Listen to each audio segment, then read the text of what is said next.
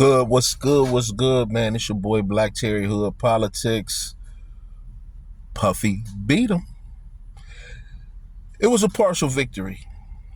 He was found not guilty of the most the count one, which was the racketeering and conspiracy charge. They couldn't decide on that. He was found guilty of soliciting prostitution, which was the Mann Act, prostitution for transportation, counts 3 and 5, which is the Mann Act, same thing they charged Jack Johnson with. And he was found not guilty of the trafficking, because if anybody was trafficked, he probably was the one being trafficked, if you want the truth.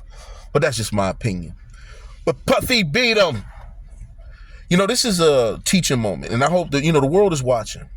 And this is a testament to that puts a nice size hole in the myth that the feds are unbeatable.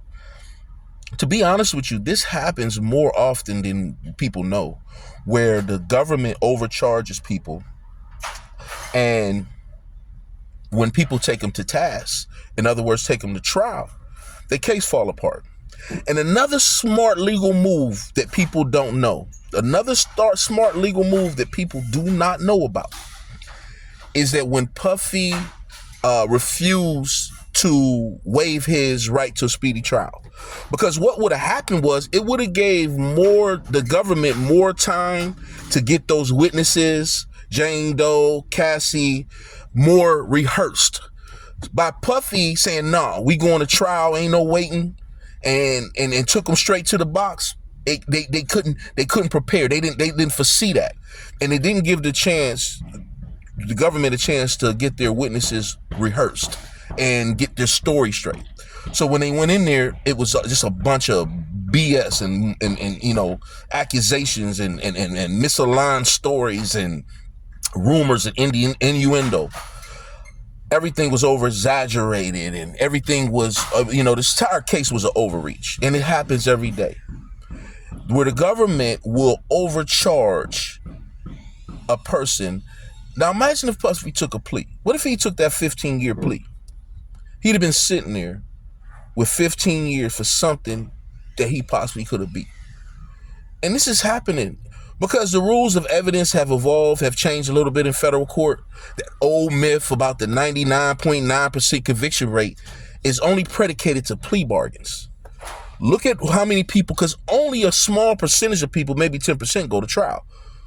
But look how many of those people get full convictions at trial. Not many. A lot of time they're partial convictions, like Puffy. There's no doubt I'm a Puffy fan. I'm a fan of his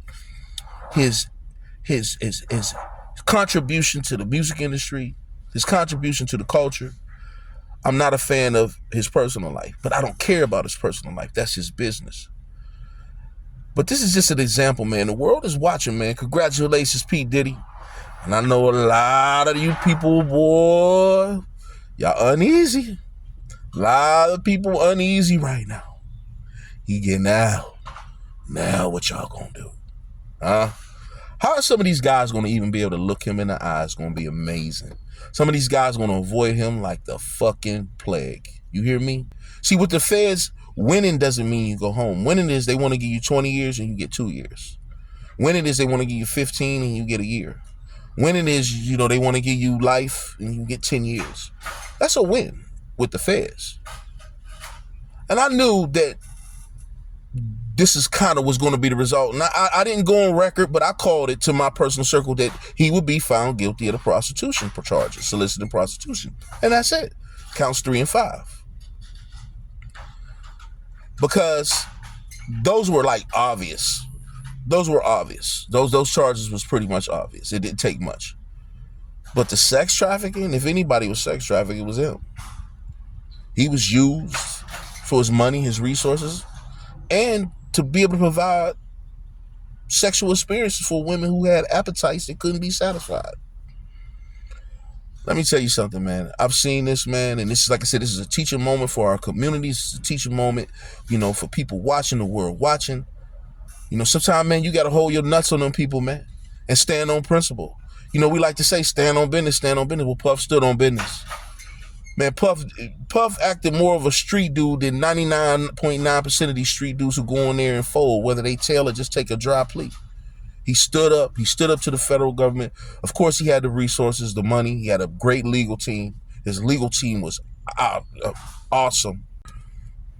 I want to send a shout out to my man, Sean G, man. Great job on your coverage of the trial. But I want to make a correction real quick, Sean G. You know, when the jury doesn't know how much time, they may know, they may not know. But the jury is not allowed to take in account how much of time a person is facing, is whether they're guilty or they're not guilty. The jury can't say, well, I think he's guilty, but I don't think he deserved 20 years. They can't. Now, there's a human factor that we can't get around. That subconsciously people may feel that way. But on record, they cannot factor in how much time that he's facing to decide whether he's guilty or innocent. Case in point, I had a friend, a partner of mine, man, who got indicted by the feds. And he said, I took him to trial. And he went to trial and he got a life sentence.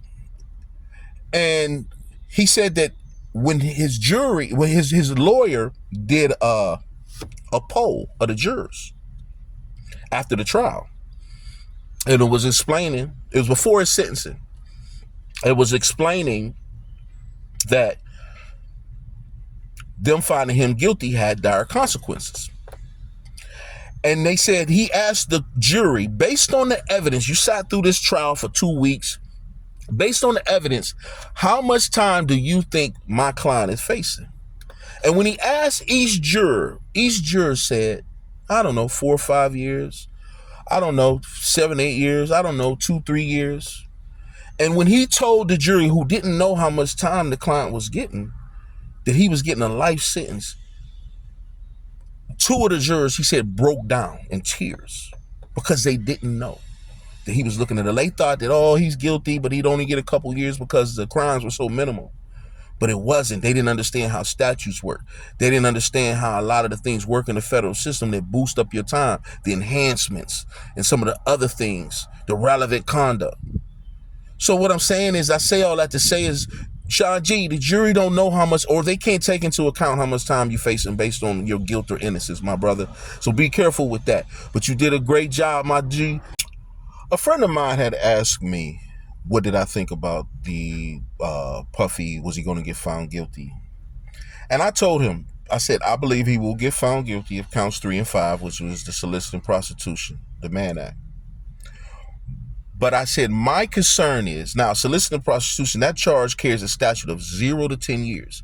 That means the judge has the leeway of giving him anything from probation to 10 years. That's the judge. The judge can give him probation or he can give him 10 years. And that's a big gap. The problem is he has 2 counts.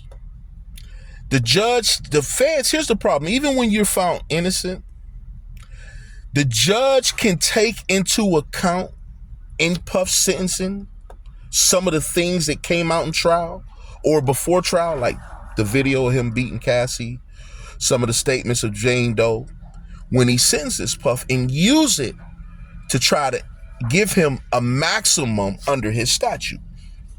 So let's say with Puffy's criminal history, he's looking at a year. The judge said, okay, he's looking at a year, but I'm going to move his sentence up to 120 months because of the violent nature and some of the statements that was made in trial by some of the victims, because he was found guilty of prostitution. And it did involve those victims. The judge still can take into consideration, he could run those 2 charges wild, which means he could say, I'm going to give you 30 months for this. I'm going to give you 60 months for this count, and I'm going to give you 60 months for this count. And I'm going to run them consecutive, which gives him 10 years. The judge can, like I said, the judge can take into account some of the facts or some of the things that came out in trial and say, I'm on because of the violent nature of the crimes and some of the other things that went on that were unindicted acts or relevant conduct. Relevant conduct, remember that word, relevant conduct. He can use that and enhance his sentence up to 120 months, up to 80 months, up to 90 months, up to 60, 70 months. He has a lot of leeway. So there's still a little ways to go. He's not all the way out the water. There's still a little ways to go, because this is what I told a friend of mine. I said, I believe he will not get found guilty of the more serious charges.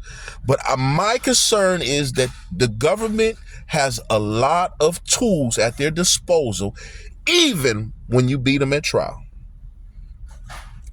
Even when you get charges that were not guilty or dismissed, the judge can consider those charges in his sentencing and use it to enhance his sentence. So the sentencing phase is going to be an interesting part. Stay tuned.